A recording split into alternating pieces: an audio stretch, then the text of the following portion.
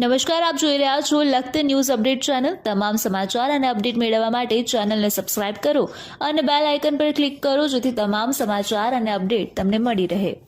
સુરતના કતારગામ વિસ્તારમાં થયેલ લાખોની ચોરીના આરોપીઓને સુરત ક્રાઇમ બ્રાન્ચ દ્વારા ઝડપી લેવામાં આવ્યા। ગત 27 ડિસેમ્બરના રોજ કતારગામમાં રહેતો પરિવાર આબુ અંબાજી દર્શન કરવા ગયો હતો ત્યારે ઘરમાંથી આશરે 10 લાખ રૂપિયાની મત્તાની તસ્કરો ચોરી કરી ગયા હતા। સુરત ક્રાઇમ બ્રાન્ચ દ્વારા આપવામાં આવેલ માહિતી મુજબ કતારગામમાં રહેતો પરિવાર આબુ અંબાજીના દર્શન કરવા ગયો હતો ત્યારે રાત્રિના તસ્કરોએ ઘરને નિશાન બનાવી લોકોને ઠંડીમાં પોતાના ઘરમાં મીઠીની અંદર માણી રહ્યા હોય ત્યારે ઘરના તાળા તોડી જુદી ચીજવસ્તુની કિંમત આશરે 10 લાખની મત્તાની ચોરી કરી નાસી ઉઠ્યા હતા। ત્યારે સુરત ક્રાઇમ બ્રાન્ચ દ્વારા હ્યુમન સોર્સિસ ટેકનિકલ સોર્સિસના મદદથી ચોરી કરનાર ઇસમોને ઝડપી પાડવામાં સઘન તપાસ હાથ ધરવામાં આવી હતી।